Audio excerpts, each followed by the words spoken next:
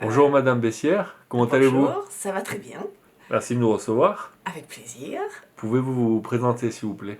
Alors, je suis Jacinthe Bessière et je suis maître de conférence en sociologie à l'ISTIA, Institut supérieur tourisme, hôtellerie, alimentation sur le campus ici de l'université Jean Jaurès. Je suis également membre du CERTOP, qui est un laboratoire de recherche, surtout à dominante sociologique, Centre d'études et de recherche technique, organisation, pouvoir, et je suis membre de l'axe Santal, alimentation, santé. Pour un petit peu continuer dans cette présentation, je suis également en charge d'un master tourisme et développement sur le campus de l'université délocalisée en Ariège, à Foix. Et je m'occupe donc de ce master qui a pour vocation de former des étudiants au métier de la gestion de projet. Gestion de projet au service d'un développement touristique local. Ce sont des étudiants qui sont amenés à occuper des fonctions dans le tourisme, mais surtout sur l'ingénierie, la prise en charge de projets, tant au niveau local qu'au niveau international. Ce que je peux dire aussi sur mes éléments un petit peu génériques de présentation, je suis aussi référente de l'université Jean Jaurès pour l'association Astre, qui est une association nationale qui vise à promouvoir l'enseignement supérieur et la recherche en tourisme à l'échelle du territoire français. Et l'association Astre compte à peu près environ 11 membres, universités et instituts, qui proposent de la recherche en tourisme et de l'enseignement supérieur à nos étudiants dans le domaine touristique. Pourquoi la sociologie et l'alimentation? Alors, pourquoi la sociologie, l'alimentation et j'ai envie de rajouter le tourisme et le développement? Parce que alors, ce sont un petit peu mes domaines de recherche sur lesquels je pourrais parler à présent. Je travaille depuis de nombreuses années sur les questions de patrimoine alimentaire au service du développement des territoires, notamment des territoires ruraux, mais pas seulement, hein, puisqu'aujourd'hui on étend ceci à la montagne ou à d'autres types de territoires, tant du point de vue local aussi qu'à l'international. Et je suis du coup un petit peu à la croisée d'une sociologie du tourisme, d'une sociologie du développement et d'une sociologie de l'alimentation. Et j'essaye de comprendre finalement comment les patrimoines alimentaires aujourd'hui d'un territoire eh bien, peuvent être mis à profit des stratégies de développement, peuvent engendrer des stratégies de mobilisation d'acteurs, peuvent intégrer des éléments comme de l'innovation, comme du tourisme ou comme de l'expérimentation en lien avec les dynamiques de projet des territoires.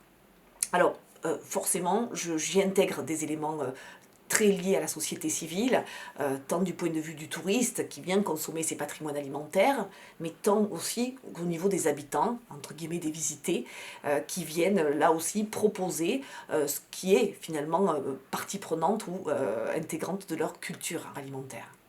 Alors je travaille sur ces questions voilà, en termes de recherche de patrimoine et de processus de patrimonialisation associés à l'alimentation, en quoi une alimentation devient patrimoine, est un construit social, en quoi elle est révélatrice des éléments culturels d'un territoire donné, et en quoi elle peut être justement projetée aujourd'hui autour de problématiques sociales bien plus larges. Alors, ça c'est mon domaine un petit peu de prédilection et pour cela je travaille sur deux programmes de recherche depuis 2 ans que je conduis et dont j'occupe une place de co-responsable. Le premier c'est un programme qui s'intitule Touralim, tourisme alimentation, que nous avons obtenu et qui est financé par le LABEX Structuration des mondes sociaux, qui est un LABEX que je co-dirige avec un collègue à moi de l'INP de l'école agronomique de Purpan, et qui travaille et qui se pose des questions justement sur les liens entre tourisme et alimentation. Et dans ce programme de recherche, nous essayons de voir les interactions entre notamment les populations rurales qui accueillent, qui sont visitées, et les populations touristiques, les populations urbaines, en l'occurrence les visiteurs, et en quoi l'alimentation est un lieu de dialogue, est un espace de mise en dialogue entre deux populations qui se rencontrent, entre visiteurs et visités, en quoi l'alimentation.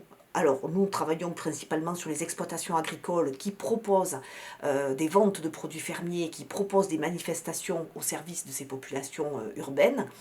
Et nous travaillons, finalement, nous essayons de comprendre comment l'alimentation donc, est espace de dialogue, est espace de mise en scène également, est un lieu de production d'imaginaire, est aussi un lieu de production de liens sociaux entre deux populations a priori qui ne se connaissent pas ou qui ont peut-être ou qui connaissent, on va dire, des situations d'incompréhension ou de divergence parfois. Donc ça, c'est un premier programme de recherche sur lequel nous travaillons depuis 2 ans. On fait des enquêtes auprès des agriculteurs qui proposent, on va dire, ces produits agritouristiques en région Occitanie.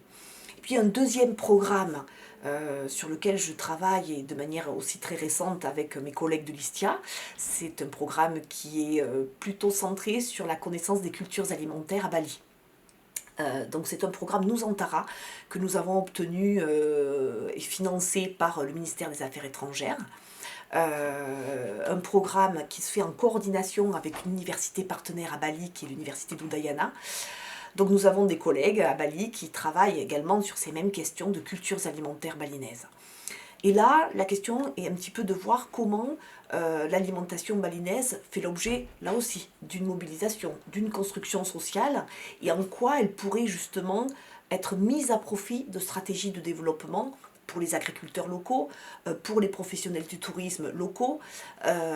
Donc on travaille un petit peu sur les modalités de valorisation de ces cultures alimentaires qui jusque-là peut-être ont été, on va dire, très exposées au tourisme et parfois inhibées ou effacées, je dirais, au profit d'un tourisme justement massifié sur certaines régions de l'île. Donc ce programme de recherche est en cours. Il a fait l'objet de 2 missions et on le poursuit avec quelques collègues de l'ISTIA. Quelques mots pour vos objectifs scientifiques? Alors mes objectifs scientifiques, donc ils sont évidemment là aujourd'hui cristallisés autour de ces 2 programmes de recherche, mais l'idée c'est quand même d'arriver à faire avancer un certain nombre de stratégies d'acteurs sur ces questions de valorisation alimentaire et je dirais d'adéquation avec les cultures locales, un petit peu accompagner, je dirais, les acteurs locaux ou internationaux dans ces mises en tourisme, de manière à ce que ces mises en tourisme soient aussi envisagées de façon raisonnée, modérée, en lien avec des dynamiques de développement durable. Donc on est sur des rôles d'accompagnement aussi. Cette recherche fondamentale sur laquelle on travaille se retrouve aussi, je dirais, mise en dialogue avec de la recherche appliquée, avec de l'opérationnalisation un petit peu sur nos terrains d'études. Et c'est aussi un objectif pour nous que d'aider la société civile à trouver des outils, trouver des idées, à être des lieux aussi d'expérimentation pour des projets. Et donc vos plus-values méthodologiques, théoriques ou organisationnelles, en quelques phrases? Une plus-value méthodologique organisationnelle, c'est aussi, je dirais, notre faculté d'adaptation. Et une plus-value dans nos programmes et dans nos recherches, c'est bien aussi d'intégrer tous les contextes, qu'ils soient locaux, internationaux, qu'ils soient très liés, je dirais, aux modalités sociales d'un groupe, d'une société, et de ne pas reproduire, je dirais, des modèles ou des recettes. Je crois que l'idée, c'est aussi voilà, d'adapter en permanence nos manières de regarder le monde et la société sur ces questions d'alimentation et dans ces dimensions très culturelles de l'alimentation. Donc ça peut rester, oui, effectivement, un objectif comme une plus-value, c'est-à-dire une remise en cause aussi perpétuelle de notre manière de regarder ces sociétés qui se construisent et qui construisent leur culture. Un autre élément, je crois, qui pourrait être mis en avant, c'est aussi la manière dont nous fonctionnons en interne aussi avec nos étudiants. C'est-à-dire que l'idée, c'est aussi de mettre en dialogue nos recherches avec le monde.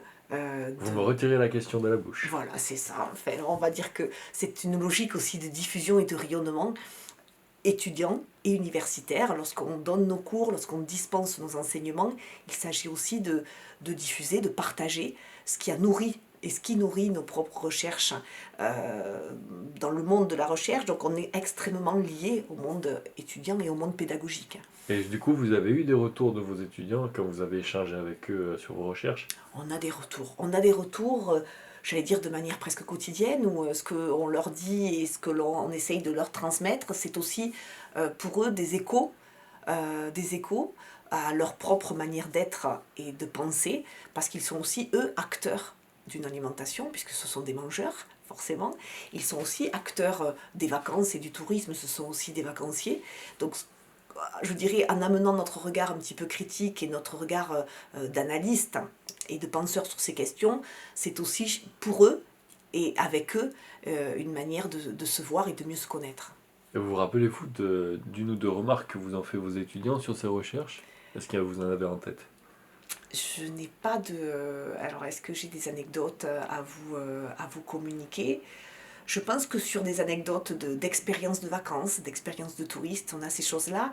Bon nombre d'étudiants me rappellent ou me racontent un petit peu leur récit de voyage ou leur expérience en tant que touristes, où ils se sont retrouvés confrontés à des problématiques que nous, on leur donne à voir dans nos cours. Par exemple, tout simplement, ces systèmes de confrontation interculturelle, manger comme l'autre alors qu'on n'est pas du tout dans les mêmes schémas et dans les mêmes pratiques. Et beaucoup d'étudiants, effectivement, touristes, à leur tour, eh bien, donnent à voir une série d'anecdotes qui nourrissent, à mon tour, je dirais, presque mes cours aussi, hein, et mes recherches.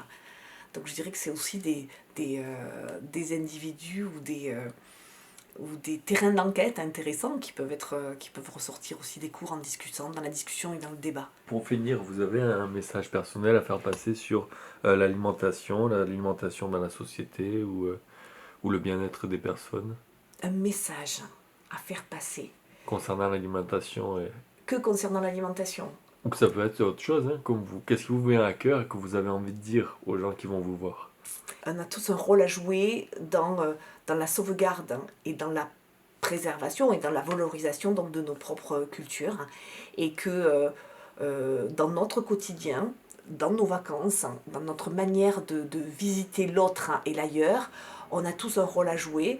Donc c'est peut-être en essayant, je dirais, de s'insérer le plus possible dans les cultures que nous visitons.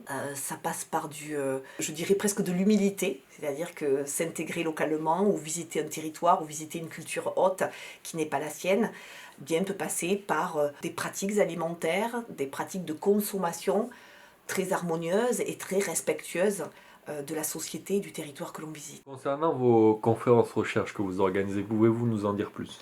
Oui, alors j'organise depuis quelques années des conférences recherche à l'ISTIA, en collaboration avec le CERTOP. Alors ce sont des moments importants, hein, de l'année universitaire, puisque ce sont des moments où nous associons la communauté universitaire avec notre communauté étudiante au sens large, et nous invitons des conférenciers de renom qui viennent exposer des travaux de recherche, qui viennent présenter un ouvrage, qui viennent, on va dire, transmettre un message sur des thématiques très liées au tourisme, à l'hôtellerie, à l'alimentation. Donc chaque année, nous avons vraiment la chance d'accueillir 2 intervenants, hein, c'est à peu près la moyenne, qui sur le site de Foix ou sur le site de Toulouse, eh bien, dialoguent avec nos étudiants, leur permettant d'avoir, je crois, une ouverture scientifique, théorique fondamentale dans nos formations. Merci beaucoup, docteur Bessière. Merci à vous. À bientôt. Au revoir.